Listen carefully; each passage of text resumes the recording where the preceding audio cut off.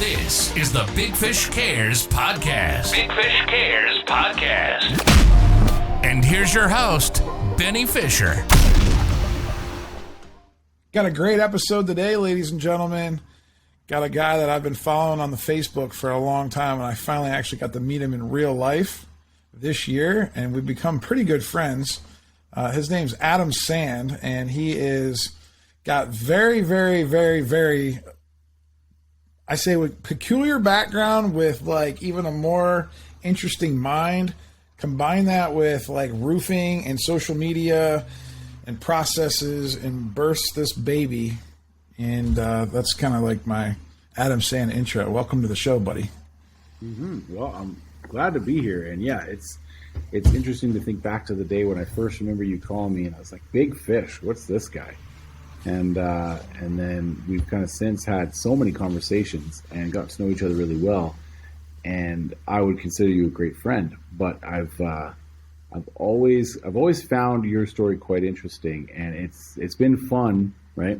But yeah, it all started. This whole thing is one big accident. This whole like career of mine is just one. I think big all accident. of ours is one big accident. Yeah, nobody wakes up when they're 17, 18 years old and says, "Mom, I'm going to be in the roofing industry for the rest of my life." Yeah. Here we are. Yeah. Both in the roofing industry.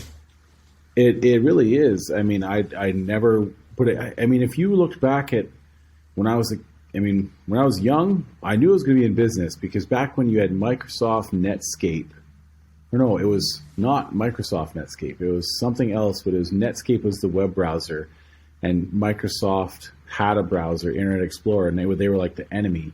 And we were like, oh, Internet Explorer sucks because Netscape has better bookmarks. I mean, back when you bookmarked the internet because you couldn't just Google something and find it again. I had like bookmarks on business espionage and like corporate finance, and like I collected bookmarks like that and read stuff like that. And your bookmark collection was like your vision board today for a nerd. And I always knew I was going to do business, but I just didn't know what. And it's been like that my whole life. And I was designing websites at 14 years old for my local town. I mean, it's just... Where are you from?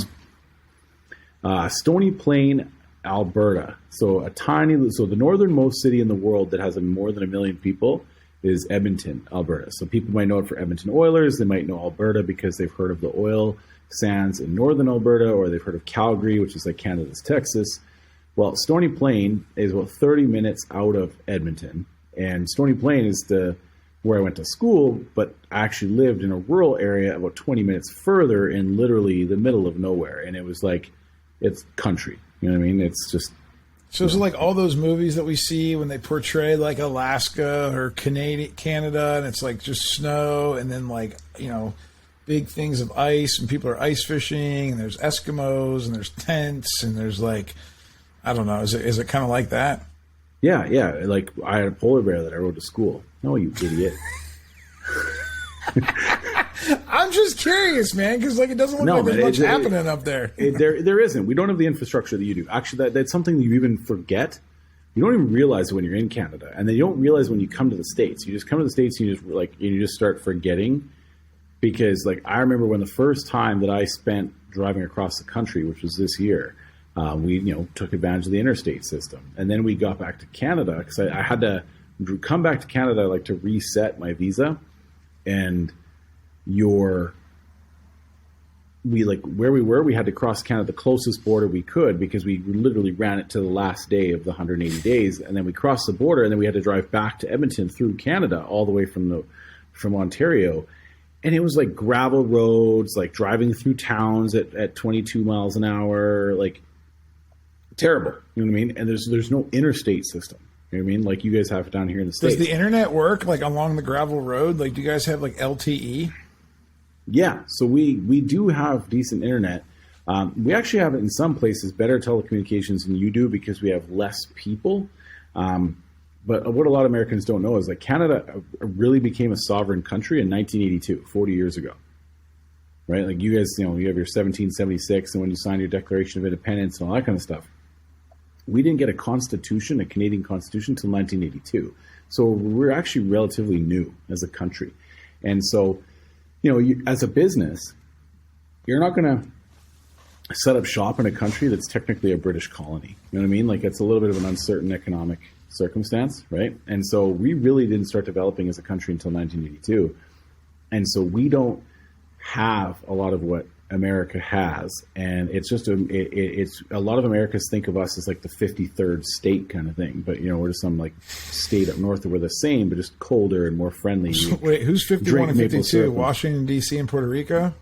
Yeah, I mean, yeah, you could kind of say it that way. I kind of say 53rd because you guys leave room for others before you get us. That's why you bought Alaska and didn't buy us. You know what I mean? But yeah, but Alaska's technically the 49th, right? Hawaii's the 50th. What? Yeah, I think. So, but like, who's Washington 51 and 52? D.C. would be like 50. Well, 51 would be Washington D.C. if they ever have to, because they have taxation without representation in Washington D.C., which is odd. And then Puerto Rico will probably get accepted in, and eventually you'll just buy Canada. Buy Canada. How much is Canada worth? $70. Is that Canadian or American? That'd be American, so that would probably be like 1.5 trillion Canadian. I still can't figure out like how the money works, but so tell us about the younger. Tell us about the younger days with Adam C. Like, what were you like when you were a kid? Tell me, like, like what were you like in like middle school?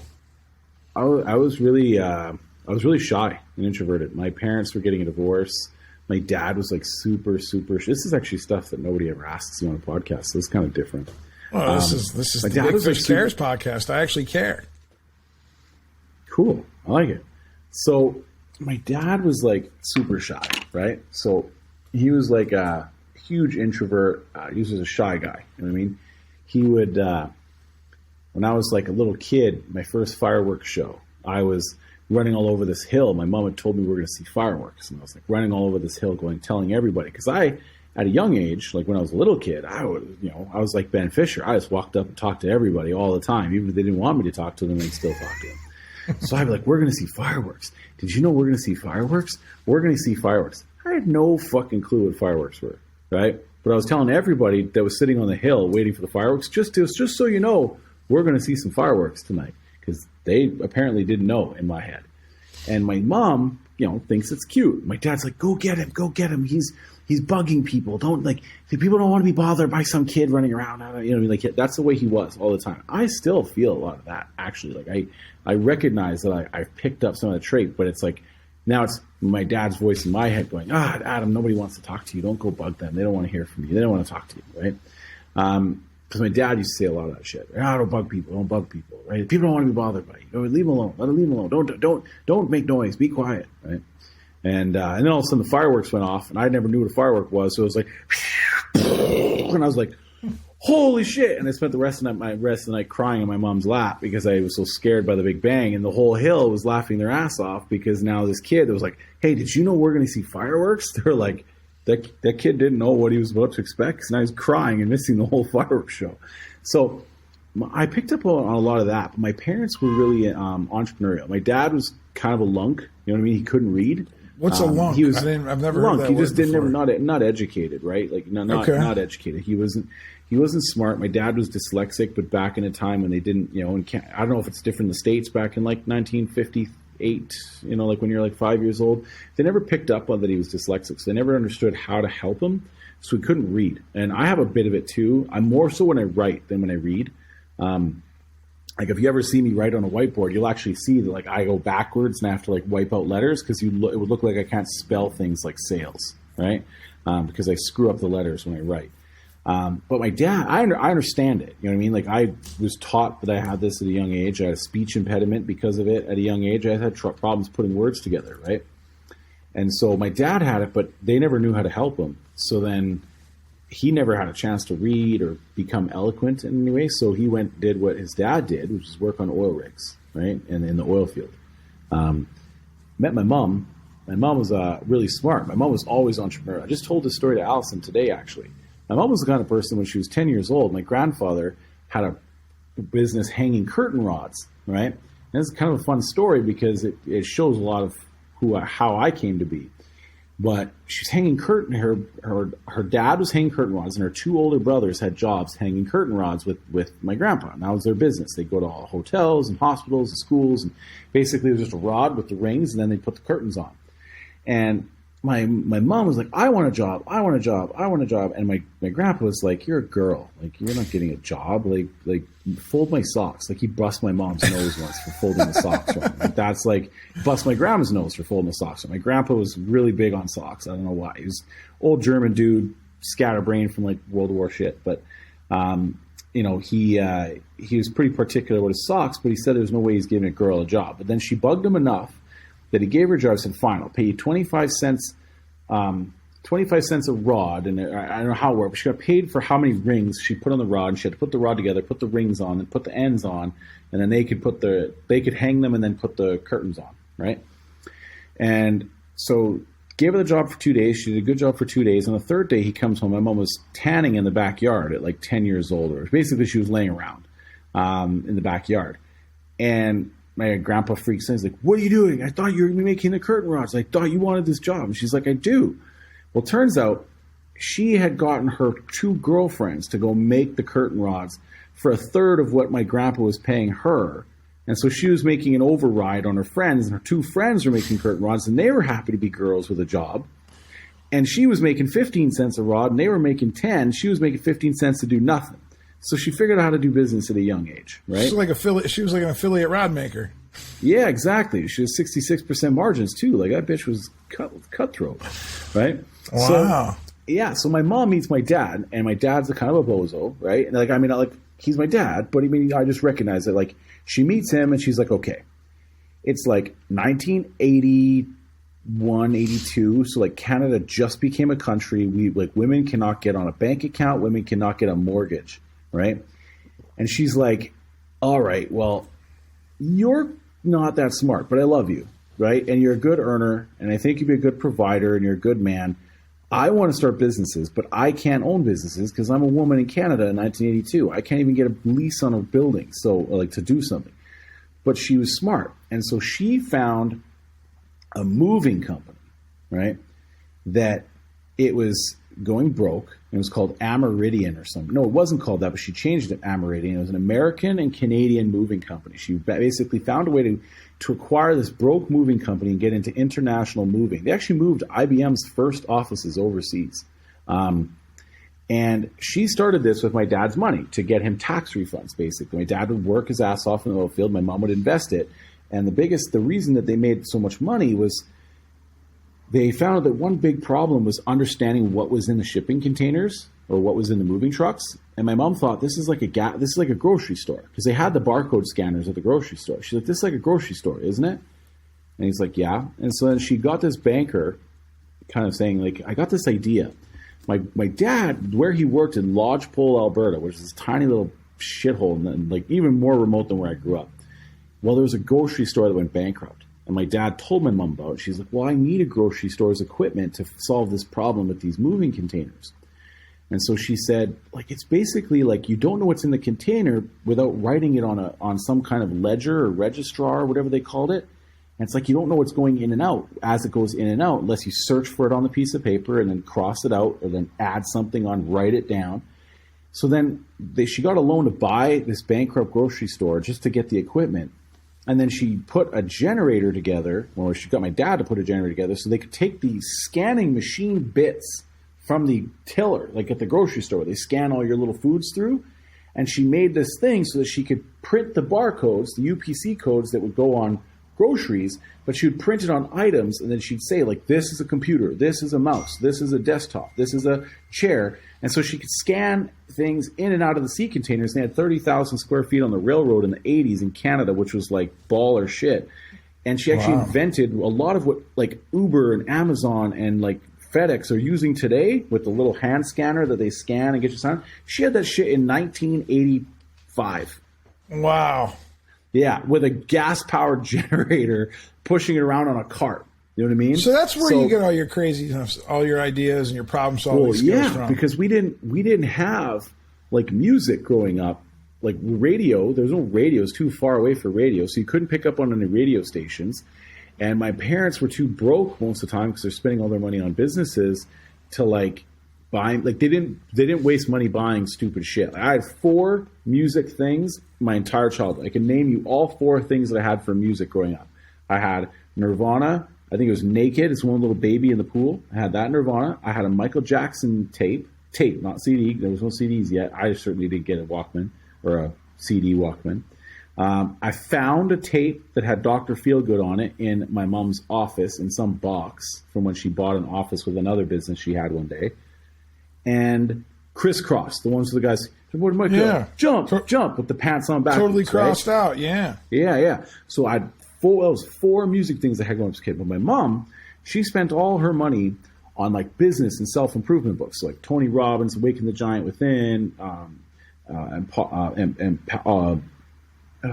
can't remember now, but like Awaken the Giant Within, and then she had Kevin Trudeau's Mega Memory Course, The Popcorn Report, How to Win Friends and Influence People, Think and Grow Rich, like all these kinds of books. Yeah. She also had parenting books. Like I would talk back to my parents and tell them how to parent me because I heard it on the tape that they were supposed to be listening to. She had all these books on tape, right? And so that's what I would listen to when I went to bed. And I still do this to this day. Allison complains about it constantly that I can't go to bed without listening to something. And so that was just the way I've always been. And I've told this to, I don't think I've told half the shit to Allison, to be honest with you, but. Well, we have it recorded now. She can listen to the podcast. But yeah, so that's just the way I've always been. So in middle school, I was this extremely introverted person that found safety in like books. And like I played video games back, but it was like before video games are cool. Like I used to get picked on and teased because I played video games. Now, like the coolest kids in the world play Call of Duty at a world-class level. If you played whatever game I was playing at a world-class level, you were a NERD nerd. You got picked on. When did you get a computer or the internet? That's a cool question. So my mom, she had another business. So my mom and dad, they both said he has to learn how to read and he has to learn computers. So my mom taught me how to read at 2. I could read flashcards before I could speak.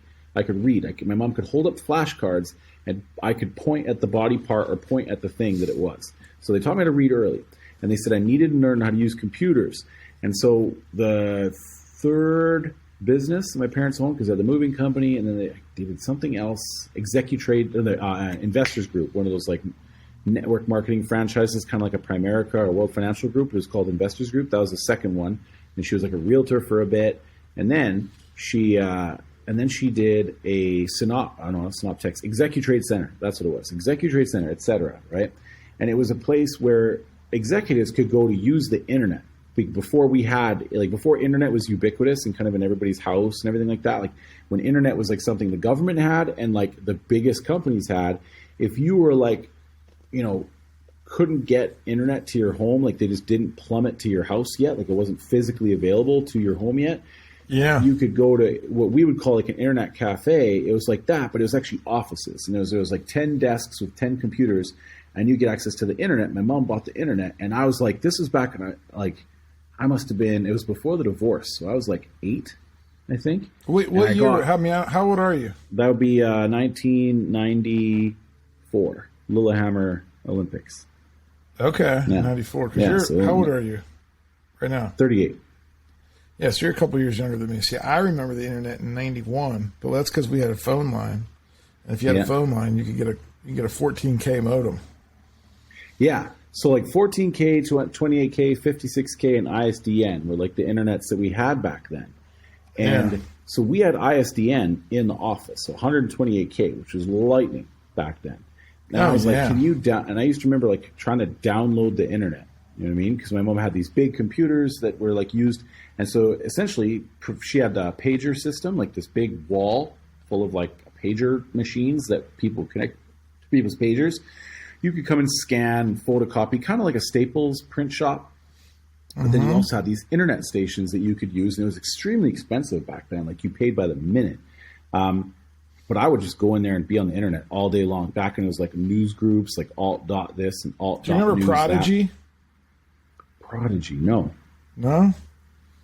I had like this, like, I don't know. I guess it was similar. I don't know what it was. I don't know. I should probably look it up now. But I just always remember being on Prodigy. You could find games. It was kind of before Google and Yahoo. Yeah. Back when they had like all the search engines. Yeah, and it was like Alta Vista and Metacrawler and stuff like that. Yeah, I think it was that in that era. And then there was always these games that you could download. I remember playing a game called Bombs. where you would just like control this little pixelated thing, and then it would just like then you would put how much power you wanted to shoot in, and it would go shoot. Oh yeah, and you'd shoot how far it was, and try and blow up the other guy. Yeah, and then there would be like a bigger hole depending on what. Yeah, the video games back then have come a long way. Yeah, the crazy. Yeah, it's intense. But so that was like, so I really kind of fell in love with the internet early because before that, my mom, she bought the encyclopedia set, Encyclopedia Britannica, and it was like that was my books as a kid. She bought them like the big books. The big books. She bought the whole ones that thing. always got dusty at Grandma's house. Yeah, because it didn't get dusty in my house. I just read them. My grandma just had them on the wall. My grandma just like they were on the wall. Nobody ever pulled one out. Yeah, because some salesman came to your house and did it. But we lived out in the country. There was 3 channels on TV, and 2 of them were fuzzy, and there was no radio. So you had to figure something out. So I just pulled encyclopedias off the wall, and I'd read everything about sea, and I'd learn about China, and I'd like when I had to do a report on China, and like when I was 10 years old, I was talking about isotherms, and my teacher was like, "That's stuff for a university student." I was like, I don't know, I just read it in the encyclopedia back home. And I got in trouble for plagiarizing because I copied it out of the encyclopedia. But I was like, well, that's where I learned it. What do you think about kids nowadays with YouTube? Like, what do you think their learning curve is? Like I have an 8-year-old. It's incredible. He knows more stuff about like the weirdest things because of YouTube. I'm like, how'd you learn that? He's like, YouTube. I'm like, how'd you learn that? YouTube. I'm like, what? Like, I mean, I'm talking like, he knows stuff that 12th graders should know, that I probably would have known in 11th, 12th grade. I think like weird fun facts. I think that we as a society got so busy. We like, you know, our parents, like, so if you've read this book like called The Fourth Turning, it talks about this, like these different ways that we're operating. Like we were brought up when our parents were really busy. And so they're kind of like, shut up, don't bother, don't touch anything in the store. You know, like, so we were done like that. So we were taught to kind of like take care of ourselves. And so then our generation, and those like a little older than us, like 45, like they've felt like their kids should be, you know, kind of be like that. But, you know, there's this generation that is just using this device to keep themselves occupied because their parents are busy. And parents are, you know, leaving them to this device. And they say things like this that make you happy because like, wow, I never would have taught you that shit. You know what I mean? So it's like, I'm kind of glad that you have it. And so kids nowadays get to choose between whatever stupid stuff their parents are doing and the adult conversations that are happening or anything they want in this device. Anything they want. Whatever they want to know, whatever question, curiosity, or stupid thing comes into their brain. Is there purple cows? You know what I mean? They'll do it. And they might stumble across the book Purple Cow by Seth Godin. And they'll listen to it for 4 minutes and go, nope, I don't like that. That sounds like adult stuff. And they'll go to the next one, but the shit still went in their head.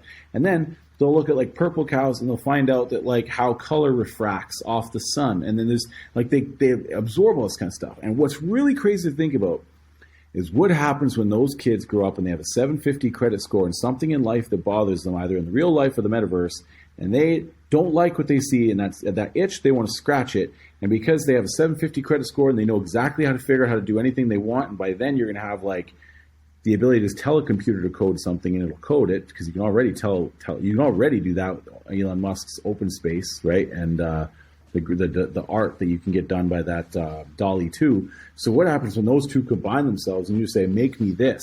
What kind of world are those kids going to create? They already intrinsically understand cryptocurrency, NFTs. They understand like the idea of like money that's linked to like digital assets. Like they would rather clothe their kid in Roblox Bucks clothes than actual clothes for themselves. So what are they going to create when they're 22 years old and have a 750 beacon score? It's going to be nuts. The FICO, I guess you guys call it in the States. Yeah, beacon. I remember beacon scoring back in the old car days. I think it was a car. You were in the car business for a little while. Yeah. I don't know what our kids are going to do. I think it's going to be interesting to see like my 8-year-old. It's going to be interesting to see like what college looks like for him. What jobs are out there. You know, right now he's all about like he wants to be an astronaut. I mean, but I feel like that's all 8-year-olds. I mean, back in the day, even back when I still want to be an astronaut. Huh? I still want to be an astronaut. Yeah, that's what I mean. Where the next billionaires will be made is in space, man. Going to the moon to work at launch from a base to mine a space asteroid is just as crazy today as going to North America to chop down trees, fight the Indians and the bears, and build a railroad across the country. It's equally as crazy. The next robber Yeah. barons will bring palladium back from an asteroid to Earth, and will crash world economies with abundance of things that were previously considered scarce. So, not a bad thing for him to like. Don't be afraid to foster that. That's sick. Well, we're fostering. I mean, I don't know what you foster. I mean, you send them to Cape Canaveral for a couple of summer camps, and damn right you do. Couple NASA summer camps, get him a Tesla at 16. I mean, you know. I would say get him a Tesla. I say you take him to SpaceX and like let him watch some shit. I mean, I don't know. You do it. I can't tell. No, I mean, listen. I think it's. But listen, I think it's. I mean, I definitely want to explore that. I mean, I'm a. What I don't want to happen is the same thing that happened to me is kind of the same thing that happened to both of us. It sounds like, you know. Oh, kid, shut up. Your ideas, you know, they're no good. Like, you know, just go get a real job. You know. Mm-hmm. Go get a real job. That was the thing. I when I was 14, I just remember my dad. I was pissed off because my parents weren't in a position to give me the kind of easy that the other kids around had. You know, there was these family called the Polacks and the Myshaks and the Albers and the Ulmers. I still remember their names to this day. They would probably kind of get off on this, but they were like this. They were like the wealthy. They were like the wealthy families in town. You know what I mean? Like they owned Myshak Rentals and the Chevy dealership. You know, they owned and like so their kids got to like drive Corvettes off the lot and bring it to school and all this kind of shit. Meanwhile, I was riding my bike and get picked on for playing video games, and I had goofy clothes that came from discount shops and shit like that. And I was just like, I was really mad that my parents didn't have that. And then I was also mad that my parents couldn't get me a job. You know what I mean? It's like I wanted a job. My parents were like, well, just go apply. And I was so terrified that I couldn't apply for a job. I was so scared. I was like, I just wish I had parents who would like call their buddy and like get me a job, you know, get me a job on the roofing crew or in the landscaping job or something. I ended up getting a job working in a truss plant, fell on the machine, popped like 18 holes in my elbow falling on a gang nail. So that was my first occupational health and safety incident at 14 in a day. But all I really wanted was to buy a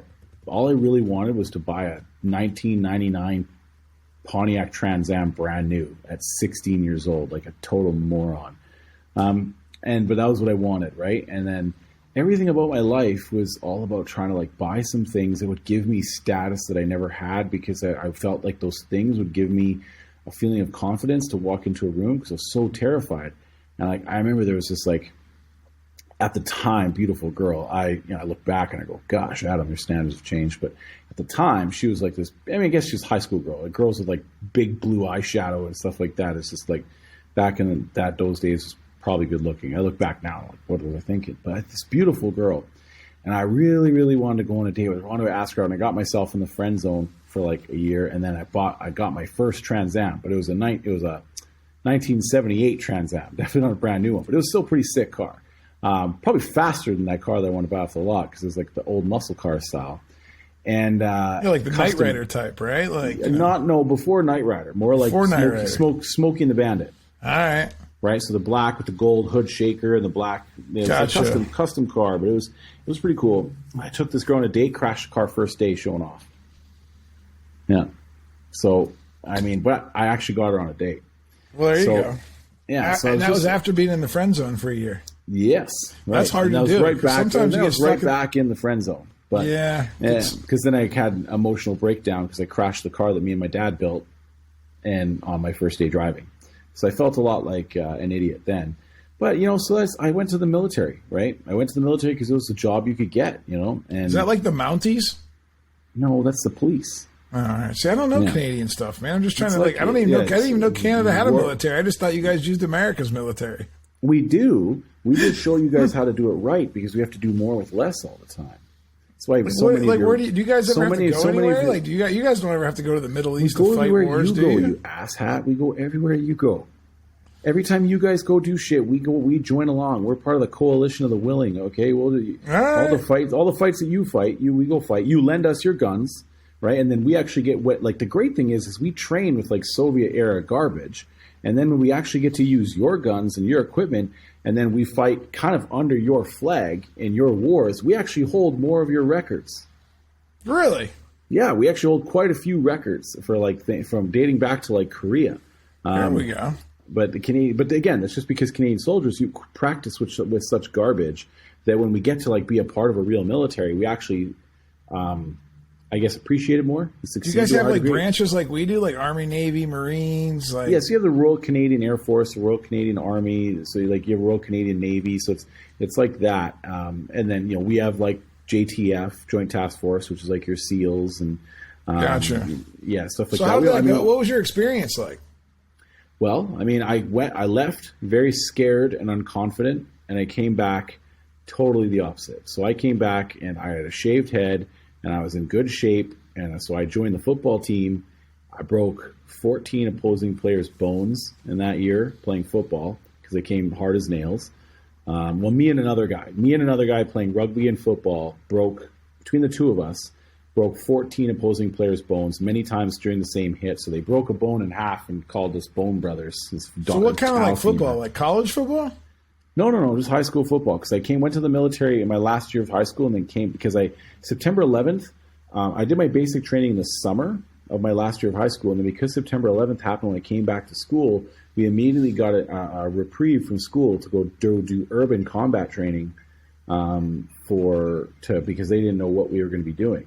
Right. Wow. And so then that makes sense. Yeah. Because that would have happened like right when you were getting ready to graduate, huh? Yeah. So then we went and did that. And then I came back and it was just like the toughest, cockiest guy kind of thing. I became like a total opposite of what I was. Like a guy, there was like this professional high school arm wrestler. And he was like, I remember this Master Corporal Hertwig Jock, right? We were doing a push-up competition in basic training, me and the guys in our room. And he walked in, we're like, hey, you want to do a push-up competition? He's like, no, I'll fight you to the death though. And everybody was like, fuck. All right. You know what I mean? We kind of left it. So then I came back and this guy would usually have been like testing me on my first few days of school before September 11th. He would have been testing me on my first few days of school.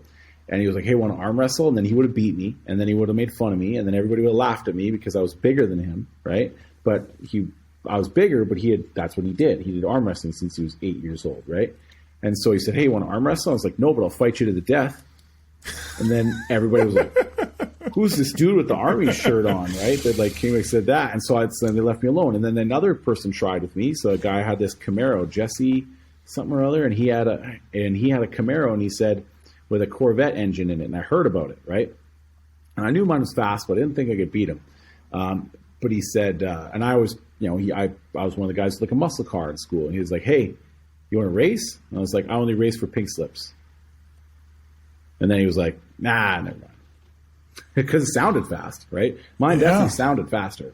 So then I just learned that, like, I just learned the tenets of conflict. You know what I mean? Like, and how to win conflict. Because conflict is something that I've basically dealt with my whole life. Like, my parents got divorced, and they had conflict, and I got picked on in school, and I understood what it meant to lose in conflict. And then I got into the military, started to learn, playing sports, I started to learn. I had to do some fights, and then I got into business at 20, and I learned how to lose in business, how to win in business, and then I did my buddy's divorce. Like, my buddy was going to get divorced. I fought his divorce for him, no lawyers, and I got the best divorce. I guarantee you, anybody who listens to this podcast, nobody got a better divorce settlement than I got my friend. But I learned the tenets of conflict, and it's like, it really just comes down to skills. It comes down to skills and the abilities, or I guess the experience that you have with those skills, and your willingness to, I guess, how do you like skills, and then your personal attributes. Are you bigger? Are you smarter? Are you faster? Are you, and this is like the same for war, business, anything, right? So this can really apply to anything. It's like skills, attributes, and experience, right? Because you might have lots of skills and even great attributes, but if you don't have experience, you're fucked, right? And so once you kind of look at those tenets of conflict, then you have to think about them and how they relate to like the three different methods of victory, right? And like the only way you can really win any kind of conflict is either like a concentration of force against a zone of weakness. It's just like you can inflict high damage with high precision and very quickly. And this is the Blitzkrieg in World War II. This is a lion biting down on your arm and bleeding you, or biting down your neck and bleeding you out. Or this is what we did in the divorce. It was the ability to the divorce, I'd say, actually is more the second one, was the ambush, right? Most of the successful wars, from mob wars to like actual wars, business moves, bro scraps, is the ambush, right? From medieval times, right? Is like ambushes, right? So that's like the second way to really like accomplish victory. And the third one is endurance, right? The ability to just go longer, right? So that'll be like siege warfare in the old days, right? Or the trench warfare in World War I, right? And the reason that Hitler did more damage in World War II was because he learned that that endurance was where Germany lost, because they got on a two-front war. Now, miraculously, he found a way to manifest himself right back into that same position. But the reason he had early success was because he didn't try and get into an endurance war. He went for the ability to blitzkrieg, which is concentration of force in a zone of weakness. So if you look at your skills and your attributes and your experience, and you understand how they relate and how you can execute in the three methods of victory, then there's really only three statuses of conflict, which is the initiation, recognizing a time to act, right? Being able to recognize opportunity and act upon it, and the ability to disengage. So being able to disengage at will and to put hold or pause, to wait for better positioning, or to not allow an opponent to get into a position where endurance will become their strength point. Because again, when you're looking at your opponent, they have skills and attributes and experience too. So if one of their attributes is better endurance, the ability to disengage at will is your ability to win a conflict. And this is the same thing with a financial fight. If you've got more money in the tank, then you've got endurance, right? But if they have the ability to concentrate in a huge amount of force against a zone of weakness, let's say they could get you into a divorce, right? Wipe out half your net worth in one fell swoop. Or if they can get you in a lawsuit, or if they can get you, this is politics, right? If they can get you canceled, look at what happened to Herschel Walker or Trump or Biden. They're always trying to use concentration of force. That's why you always get the October surprise right before the November midterms, right? So the ability to disengage at will, and then finally having an efficient and proven method of ending a conflict. So those are like the three statuses of conflict. So you kind of got, how you participate, how you stack up in a conflict. Then there's the kind of the three methods of victory, and then there's like the three statuses of a conflict as it exists on a continuum. It's not just like start and end. It's a continuum that exists for time. And so I feel like my life has just been a series of conflicts over and over and over and over again, where I continue to try and treat like a video game and just build up my skills, build up my attributes, and gain more experience points. And then you kind of just keep attacking, right? So, yeah, that's definitely an interesting way to think about it. What do you think are some different, because you had a couple different careers. I mean, I know you were in a tanning bed business. I know you sold cars. Tell me what else you've done. I know you own a roofing company, but tell me what else you've done and you learned along the way that's kind of helped shape you and mold you into what you are today. Well, so yeah, I basically, in the military, I recognized pretty early we weren't going to make any money. And so I went to the oil rigs pretty early into that whole experience. And from the oil rigs, I made some cash and I had some money saved up. And I was like, okay, well, I want to start a business. And again, my mom, she had a laundromat, several laundromat locations. And she had this thing called the Sporta machine. It's like a washing machine with like 6 washing machines in it. And you wash like sports stuff, or like funeral home stuff, or like rehab stuff, or hospital stuff. Like you could basically do a bunch of sheets at once or something. She was trying to work with Gold's Gym, came to Canada. And then she was like, well, maybe I could get like something called a WOW program, workout wear. And she could make a option for gym members to leave their workout gear at the gym. And so she was talking to the guy, and the guy was Lebanese, and he had zero respect talking to a woman, so she wanted me to come along, right? Because I'm not saying all Lebanese were like that just so we don't get canceled on the Big Fish show. I'm just saying this guy happened to be Lebanese and also happened to not care to talk to a woman about business. One guy, a guy who happened to be that, so nobody get mad at me.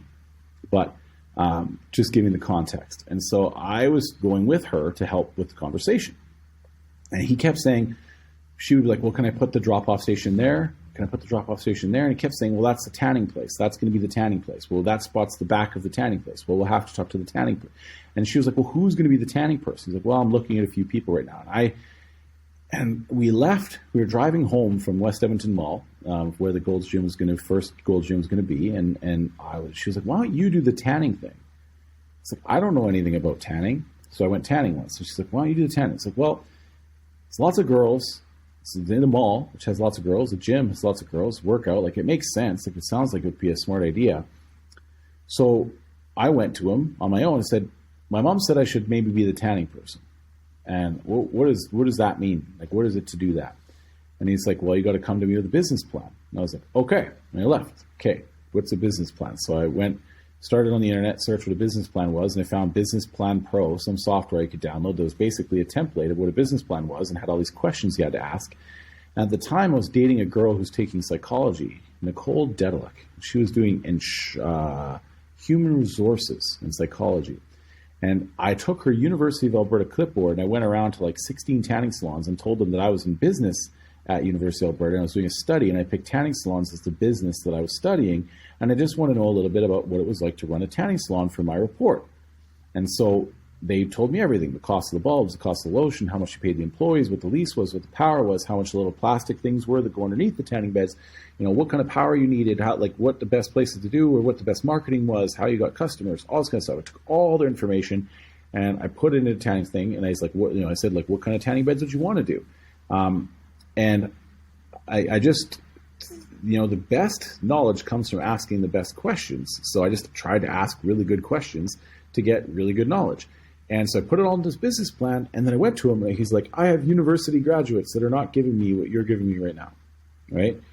And I said, "Okay, well, I'd like to do this." And he's like, "Well, then I'll lease to you." And so he was still smart enough to know that he could take me for every dollar on the lease, and I signed a stupid lease. It was stupid expensive, like $7,000 a month. It was insane. I paid. That's only like $3,500 in Canadian or in American, right? It was probably closer to parity actually around that time. Oh, okay. But again, right, so it was a lot of money. Yeah, it was a lot of money at the time. And again, this is brand new, like roofers. That's why I think they're fucking spoiled. You know what I mean? Because I had to get the lease, I had to get a loan for the equipment, I had to get a sign, I had to get a logo, I had to get a design, I had to get pricing, I had to get a computer, is that all before you started? CRM, I had to get a timer, I had to get all this stuff. Right? All before you started. A curtain rod. All before you started. I had to get a toilet. Oh, wow. Yeah. Getting a washer and dryer, right, was like, getting a washer and dryer was expensive. It was like $800. You know what I mean? Money I did not have. What if I told you I didn't even own a ladder for my first 8 months in business? I wouldn't be surprised in the least. Didn't even have a ladder. You know what I had? I had a really awesome laptop. Yeah. So I was scared. So before I opened it, I printed off 20,000 flyers, right, that said, "Come for 2 free tans on grand opening." And I walked around the mall and I realized, holy shit, I'm going to have to talk to girls to do this. Like, I didn't realize that I was terrified of talking to women until I tried walking around the mall, which had 880 stores with an average of 60 employees each, and 85% of those employees were women. And I learned how to talk to girls real fast because I did not know how to walk up. Because I could hear my dad's voice. "That girl doesn't want to talk to you. You're ugly. You got a crooked tooth. No girl wants to hear from you. You know what I mean? Like, that's all I heard was my dad's voice. I had to learn how to squash that voice and do what I need to do for marketing and take all that doubt and put it away.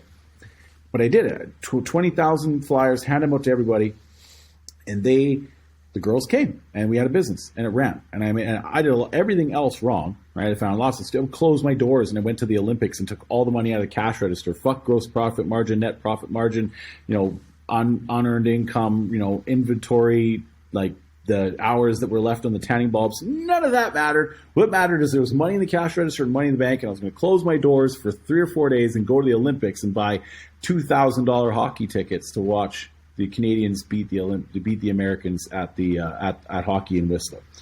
And so I did lots of stupid shit. I closed my store on days to go bungee jumping. I would show up at my store wasted because I went to the bar 6 nights a week. Like, I did everything stupid. All my buddies, like my business partner now, I bought every drink. I bought every dinner. I treated everybody to everything. I was always that guy that always was spending all the money because all the money was in the cash register. Stupid shit. Took me till 27 to figure that out. But from 21 to 27, I lived large, right? And met lots of girls. The other thing that I learned is how to go to jail for Facebook ads. So Facebook jail or real jail? actual jail. Actual jail. Not Mark Zuckerberg jail where they put you in timeout. No, not like fake little girly jail. I'm talking like real actual prison. Hardcore time in Canada. Cavity search. Actually, and the American government had a emissary that got involved, or some person. So the story goes, I needed to, in summertime, the sun is free in Canada, short as it may be, but the rent was still due every month. And I did not have the money because I was doing all that dumb shit that I was telling you about. So I needed to find a way. And I was like, you know what? I just need to make it so the landlord who was bugging me for his rent because I was late for a few days, he was like, what you need to do is you need to get monthly recurring revenue. You need to get, it's like your memberships. You need a tanning membership because we would sell minutes. I was like, okay. And so I thought, what could I do that was innovative and different, right? And I thought, okay, everybody hates coming to the tanning lotion, remembering to bring their tanning lotion. They would always forget, and it was great money because you could sell them these little $10 packets, right? And so your bottle would be like $680 if you were paying for the unit price of the packet. You know what I mean? But the bottle was the better volume discount, but you could sell a packet because people wanted it. They didn't want to tan without their lotion, right? So I thought, that sucks. Nobody likes that. And I thought, what if I could take advantage of the volume discount? Back then, a tanning membership went for around $19, $30 for a monthly unlimited tanning thing. And so we had some really crazy beds, like $50,000 beds that came in from Italy. We bought like the nicest, most fancy stuff you could buy in the world, really cool stuff. Stuff like didn't burn, like only did UVA light. You know what I mean? Like 2% UVB. There's like way better, healthier tanning beds. And I was like, okay, what if we gave an unlimited tanning lotion membership for $99 a month? So you'd get unlimited tanning lotion, but it'd be $99 a month. And so then you would never have to bring your lotion. We'd have 3 lotions on selection, and we would just give you the lotion every time you came in. So now you didn't have to remember to bring it. You always could try something new. And this was back when Gary Vee was doing Wine Library TV. And so I had this thing I started this thing called Golden Tan TV where I would talk about tanning lotions the same way he used to talk about wine. I seen some of those YouTube videos. I remember you sent me those like about a year ago. That was funny. That was what it was like. Welcome to another episode of Golden Tan TV where we help you feel good and have fun without the guilt.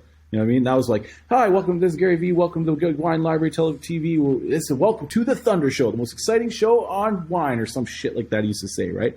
But I bought a course by a guy named Andrew Locke about web TV before YouTube existed, and he talked about this guy named Gary Vaynerchuk, who's like the pinnacle of success online with business TV, and he said, go do what that guy does in this little book. And I bought a book with CDs that you learned from, like what you buy today, like a web course, like a ClickFunnels course. Back then you bought it on CDs and books, but he said to follow Gary Vee. So I tried to do that, and then I was like, okay, I'll launch it. So what I did was I went down to the mall storage area, and I took all the boxes from the clothing stores, and I got a bunch of wrapping paper because I had no money, right? So I took these leftover boxes, put a bunch of junk in them so they were kind of heavy, like leftover bottles of lotion and whatever, and wrapped them in this brown and gold wrapping paper. And this was in August. And I was like, I had 30 days to make sure that my rent was paid. My rent was due on the 15th, and it was like August 12th. And I was like, I have to make enough money, 30 days, to pay for my rent, or I'm screwed. So like, okay, I got to make it. But if I get it done by like September 11th, the payments will process by September 13th, 14th. I can have the rent checked by the 15th. Okay, perfect. So then I make all these boxes, and I have this thing where I'm going to give away one of the memberships that's unlimited lotion and unlimited tanning for a year. I'm going to give them away as a prize. So I talked to all the girls I knew in the mall. I was like, hey, can I hide this little box in your window? I'm going to be sending people by to do a scavenger hunt. They're going to post pictures on Facebook, and whoever finds the most and tags me in the most pictures on Facebook is going to win this prize. It's worth like $1,200. Can I put this box somewhere in your display on your store, right? So I had like Guess and like all these like big brands, Guess, Foot Locker, like all these kind of like. And they were hiding these boxes everywhere. But I also had them all the tourist attractions and around the ice rink and in the fantasy land and at the hotel, like everywhere.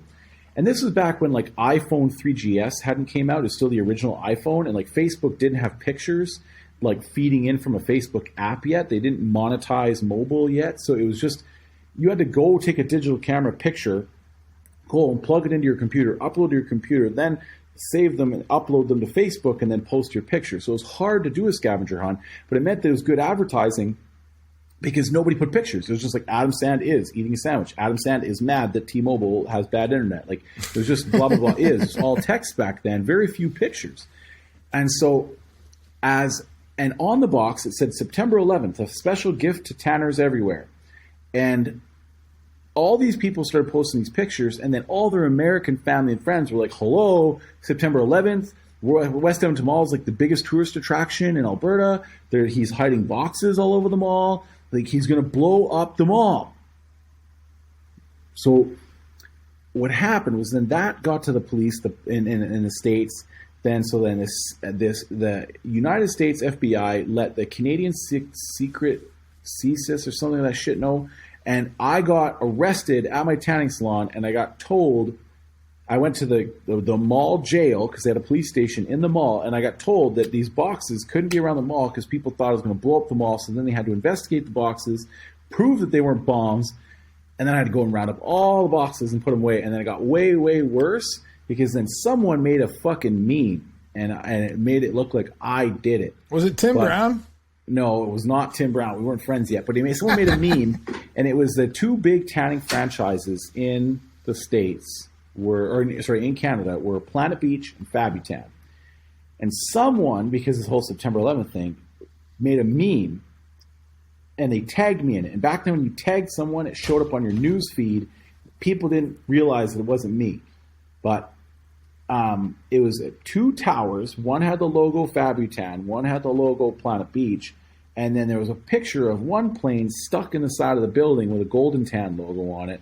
And the other one's coming at it. And it said the Tanning Terrorist. And that got tagged and shared. And then I looked like a real asshole. Wow. Yeah. And the next year, the World Wildlife Foundation posted a very similar picture about Hurricane Katrina and talked about how 300 times the amount of people died on Katrina. Then September 11th, they had like 300 planes heading at the towers to try and show that. But I took some major heat over that. And so I learned real quick. So you asked what I learned from that experience. Well, I learned the power of Facebook, right, and social media. And I also started, so then all the like Golden Tan TV stuff, I kind of left that and went on Facebook because no publicity is bad publicity, except for while it's still bad publicity. But after that, it was good. And so I did a lot of stuff on Facebook. And I learned about like infographics because I was trying to explain to people how tyrosine, this amino acid that's in lotion, when it combines with the UV light, it goes into this little thing in your skin called a melanocyte. And the melanocyte converts tyrosine into melanin, which is what makes you tan. And so I was trying to explain to people that like melanocytes are these little factories, and they're solar-powered factories that absorb tyrosine and create melanin. And like the tanning bed is like a solar power, right? And so I made infographics to try and explain to people why you wanted lotion with lots of tyrosine in it, because those are the ones that are more expensive, and I needed people to understand it. So I learned the power of infographics from tanning. But then that went to shit. I sold it to a guy, owner financed him. He never paid me. Whatever. Life goes on. So I got really depressed, right? And I was like, man, I never want to deal with people ever again. This is right. I don't like people. So then I went and I was like, oh, you know what? One thing I hated about the tanning days, right, was that these girls would work at the tanning place and they'd be trying to sell a $140 bottle of tanning lotion, or they'd be trying to sell a $400 package of tanning minutes, and the phone would ring, right?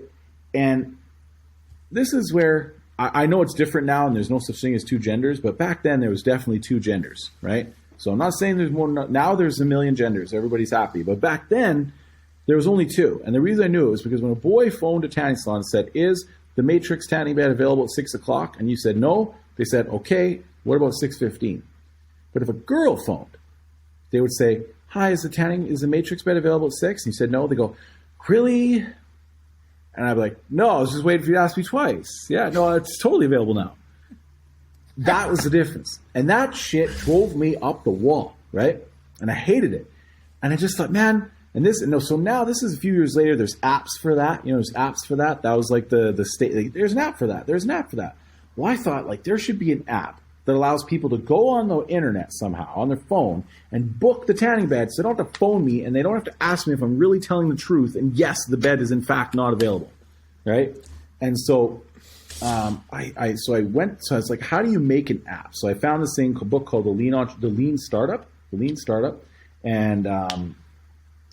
this book, Dane Maxwell.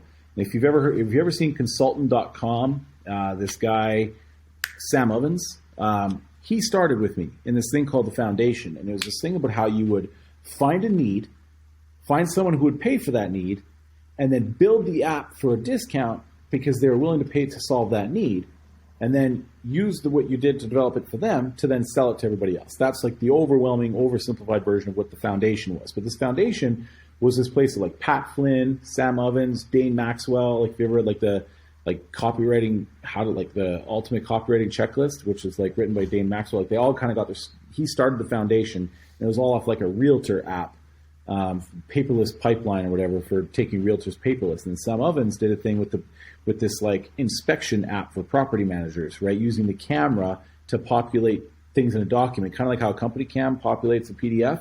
He invented something like that for property managers to do way back then. That's where Sam Ovens got all his money. I was in there too, and I thought there has to be a need for this tanning salon thing. So I did. So I found an app. I found a person who would be willing to pay for it and developed. And then I learned how to make an app. I found a developer. He helped me a little bit. I went to this thing called Treehouse or Tree Frog or some shit. Treehouse, I think it was. I found this thing online that taught you how to code. So I learned how to code, worked with the developer, made this app. And it was basically just a table on a website that worked like calendar. You could see what was available, and you booked your tanning appointment. Nobody had to call anymore. I had since sold my tanning salon, so I didn't need this. But I knew other tanning salon owners that did. And so I created the tanning salon app, and that was what it was called. But I didn't do it like Calendly, because back then nobody thought of it that way. Back then, apps were kind of like fridge magnets in your phone. So if you're a plumber, you leave a fridge magnet on the fridge, because then people have a plumbing problem. They go, oh yeah, there's a fridge magnet with the plumber's number, right? Well, apps were like this thing that you never deleted. Like if you asked somebody back then, hey, do you have any apps in your phone? Like when was the last time you deleted an app? And they go, oh shit, like never, right? It's like, yeah. So if you have your tanning salon app in your customer's phone, you will always be the place they go to for a tan, and they can book it right on the app, right? So then I went and sold it to a whole bunch of tanning salons, and they and they loved it. But the problem was then Android came out, those fuckers. And they had all these different sizes of phones, right? And they didn't have this thing called HTML5 or responsive design yet. So then all the apps had to be rebuilt for all the phones. And all my customers were like, my customer can't get it to work on their BlackBerry. I'm like, BlackBerry's going out of business anyway. It doesn't matter. Like, you know what I mean? But I couldn't keep up to development costs. So I found a franchise and I sold the app to them. They had like 300 locations. So they bought it, made some money. Now I was depressed. Did you make any money? I made money. Okay, right? So you made like enough money to where you felt like it was a win, right? Like you're like, yeah. Yeah, no, that was a win, but I was depressed because I still failed, because I knew I was selling to someone who was going to take it way further, and I wasn't going to be like all the other people in the foundation, because back then it wasn't about building an app and selling it to someone. Why didn't you sell 90% of it so that way you could have a little taste? Because I didn't have anybody to tell me that, Benny. Because I was scared of people and didn't have any friends. The only friend I had was Joe, who was a fucking shingler. And another guy named Jay. And that'll probably get into our next episode, because this episode's almost over. And now we're just getting into how Adam then met Joe, the shingler. Yeah. Adam took his, process mapping, customer service, marketing, sales. They combined all it the to video make experience that I got from the car industry. All the video. Oh, yeah. And then they birthed the roofing company. Now Adam's going around the country, just to get you the cliff notes, because we're going to have to come back and do another episode. Now he's going around the country basically fixing roofing companies for the future, so then that way they can kind of don't get left behind like Blockbuster Video, right, Adam? Yes, sir. And that's what he's doing. And your mind is amazing, though. I mean, I feel like we could, like you, and I guarantee you probably have 1,000 more stories, just like the 5 or 6 that you just shared with us. I mean, maybe if people ask the right questions. I think you were kind of. I mean, you got me thinking about emotional things. Like, you should do this interviewing stuff more, because you got me thinking about emotions. Like, very early, it's what were you like as a little boy? And I was like, what do you give a fuck about you, Adam? And then somebody all of a sudden cares. You know what I mean? Oh, I care. Like, I mean, usually people are like, Adam, what can you do for me? What's the best CRM? Yeah. What automation do I need? Well, what should I put on my SumoQuote? How do you price a roof? How do you pay these guys that want? Yeah, these guys that want to keep selling roofs, man. I don't understand. Like, there's so much more to life other than selling roofs. I wish somebody would tell these guys that. Well, that's going to be our mission. That's our mission for the next couple of years. There's so much more to life than selling roofs. Selling roofs is just like something that we do to help make an impact on our customers' lives and our employees' lives. But it's just one little piece of human existence. Your entire life. Yeah. I mean, and that's really my whole story. Is everything's a fucking accident. You know what I mean? Like, when you said that you never would have thought you'd be selling roofs, like, what about my past? says that I would be a traveling consultant telling guys like Dustin Bigler, here's a good idea, and they would be like, that's a smart guy. Man, you love that Dustin Bigler guy. Oh, man. Because he's like, because I think he's done incredible things. We got lucky enough to be on a panel with him.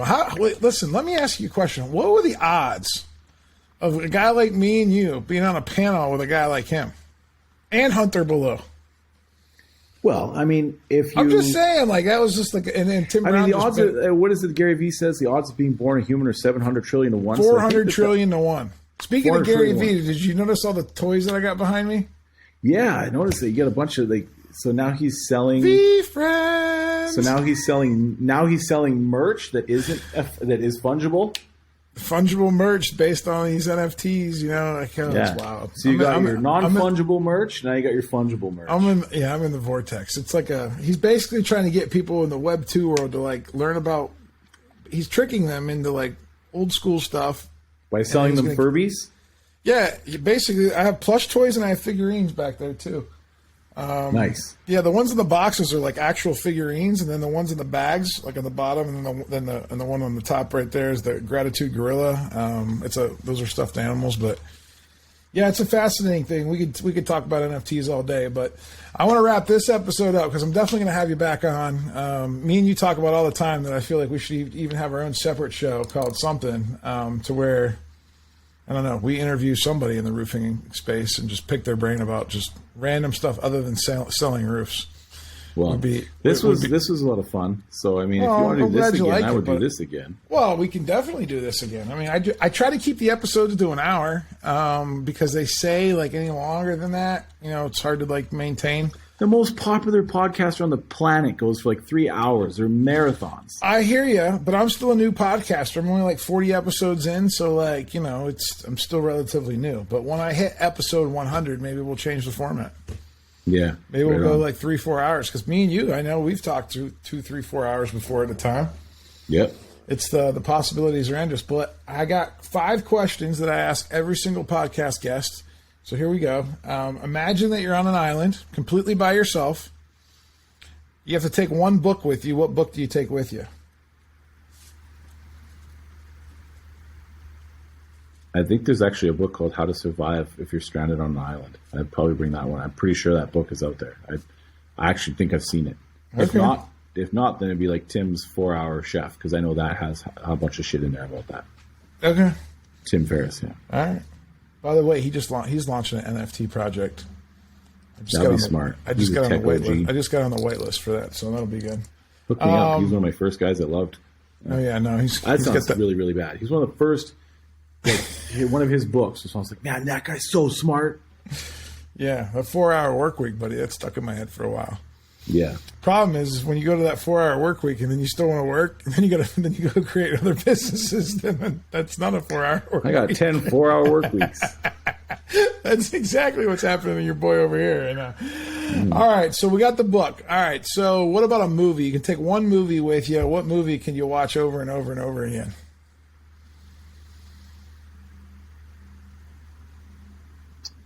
Ford versus Ferrari. Oh, I like that one. Wow. See, me and you are buddies. That's why I'm here.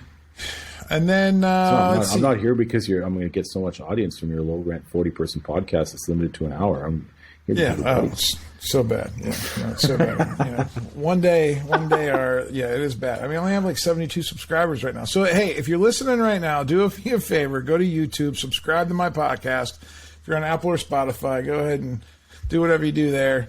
Make sure you send an email to the show host and let them know that you're listening, because that's always helpful too. But back to the question. So we got book, we got movie.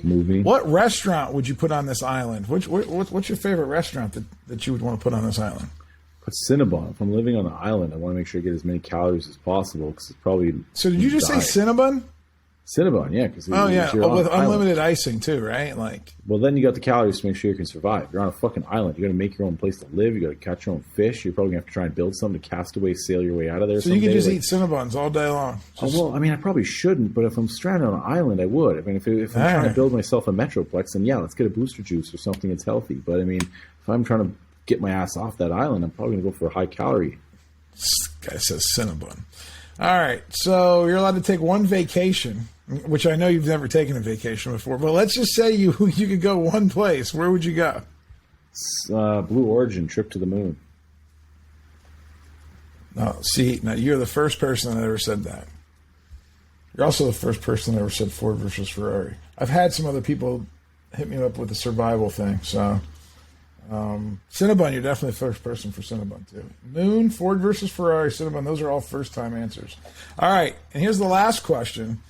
You're allowed to spend 24 hours with one person, past, present, or future. Who would you call up to come hang out with you for 24 hours on the island?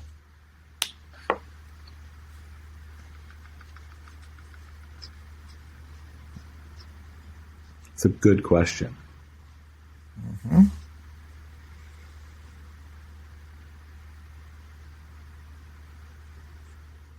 J.P. Morgan. James Pierpont Morgan. Tell me why.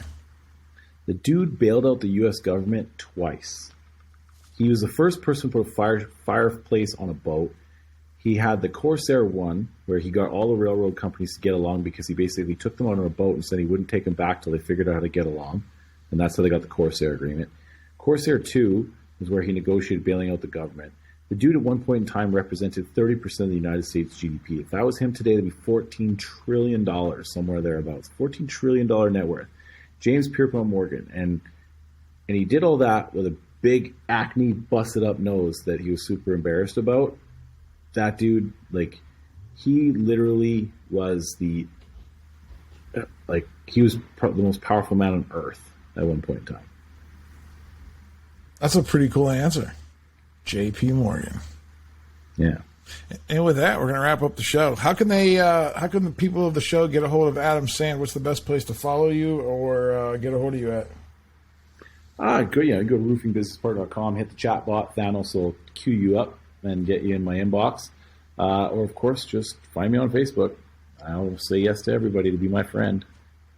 Yeah, if you're a contractor out there and you're looking for help on how to get your SumoQuote installed and up and running optimally, this guy's company does it. Him and his fiance Allison are amazing at that. They help me with my SumoQuote. And if you go to SumoQuote, you can use code SumoBenny. First time I've ever done a plug before, so I'm just trying this out. SumoBenny will get you, I think, a free month or maybe a couple $100 off. I'm not really sure what it gets you. But if you don't know, you go to SumoQuote.com and try it out. And then call Adam Sand up from the Roofing Business Partner, and he will get you onboarded with SumoQuote. So that way you don't have to worry about plugging in all those crazy equations, and he'll get you all your fancy PDF proposals looking good and sexy. We call it Sumo Sexy. And yeah, it'll be good. But Adam's definitely going to be coming back on the show, and we're glad that you came. And I appreciate all the knowledge that you give me, because you definitely inspired me to kind of ask more questions and be more inquisitive. And you make me feel okay for it too. So thank you for that. Of course, man. Well, it was a pleasure to be here, and yeah, it'd be cool to do a second episode that wasn't just all my childhood traumas and insecurities and all the mistakes and failures. We didn't even get into the traumas and insecurities either. Like I actually kind of like want to go deeper on that, but that'll be another episode that we have the therapist on in the middle, and then she can kind of help us. Right on. Cool. All right, we'll be back next Friday. Thank you for listening to the Big Fish Cares podcast.